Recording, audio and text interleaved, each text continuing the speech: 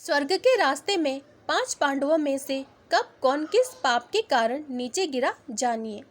महाभारत के युद्ध की समाप्ति के बाद सभी पांडव सशरीर स्वर्ग गए थे। स्वर्ग अर्थात हिमालय के किसी क्षेत्र में जहां इंद्रादि का राज्य था। पांचों पांडव अपना राजपाट परीक्षित को सौंपकर जब स्वर्ग की कठिन यात्रा कर रहे थे, तब इस यात्रा में द्रौपदी भी उनके साथ गई थी। सभी चाहते थे कि हम सशरीर स्वर्ग पहुँचे, परंतु रास्ते में कुछ ऐसा घटा कि एक एक करके पांडव नीचे गिरकर मृत्यु को प्राप्त हो गए।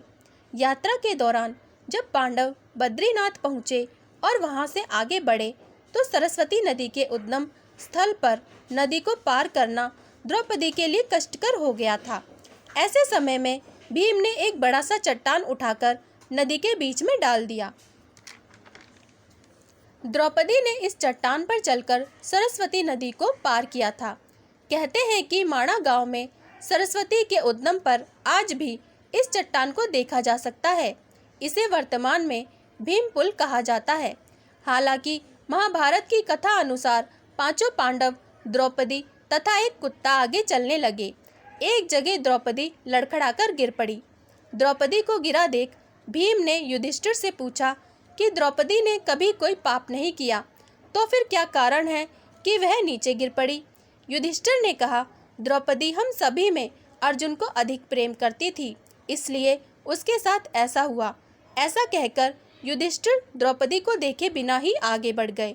जनश्रुति के अनुसार स्वर्ग यात्रा के दौरान द्रौपदी भीम का सहारा लेकर चलने लगी, लेकिन द्रौपदी भी ज्यादा दूर नहीं चल पाई और वह भी गिरने लगी। ऐसे समय भीम ने द्रौपदी को संभाला। उस समय द्रौपदी ने कहा, सभी भाइयों में भीम ने ही मुझे सबसे ज्यादा प्यार किया है और मैं अगले जन्म में फिर से भीम की पत्नी बनना चाहूंगी।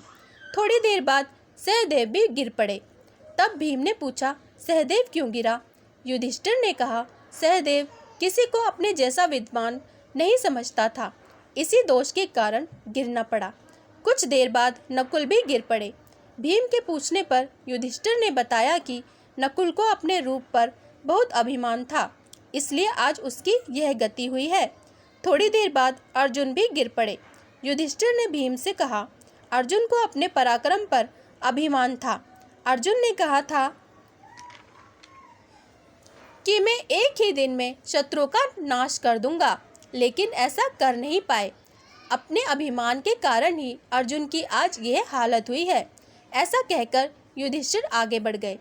थोड़ी आगे चलने पर भीम भी गिर गए। तब भीम ने गिरते वक्त युधिष्ठिर से इसका कारण पूछा, तो उन्होंने बताया कि तुम खाते बहुत थे और अपने बल का झूठा प्रदर्शन करते थे, इसलिए तुम्हें आज भूमि पर गिरना पड़ा। यह कहकर युधिष्ठिर आगे चल दिए। केवल वह कुत्ता ही उनके साथ चलता रहा। युधिष्ठिर कुछ ही दूर चले थे कि उन्हें स्वर्ग ले जाने के लिए स्वयं देवराज इंद्र अपना रथ लेकर आ गए।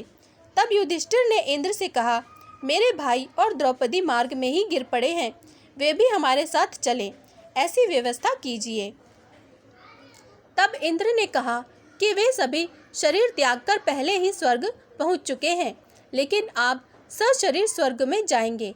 इंद्र की बात सुनकर युधिष्ठिर ने कहा कि यह कुत्ता भी मेरे साथ जाएगा, लेकिन इंद्र ने ऐसा करने से मना कर दिया। काफी देर समझाने पर भी जब युधिष्ठिर बिना कुत्ते के स्वर्ग जाने के लिए नहीं माने, तो कुत्ते के रूप में यमराज अपने वास्तविक रूप में प्रकट हो गए। युधिष्ठिर को अपने धर्म में स्थित देखकर यमराज खुश हुए। इसके बाद इंद्र और युधिष्ठिर रथ में बैठकर स्वर्ग की ओर निकल पड़े। कहानी पसंद आई हो तो प्लीज़ चैनल को लाइक, सब्सक्राइब ज़रूर करें। धन्यवाद।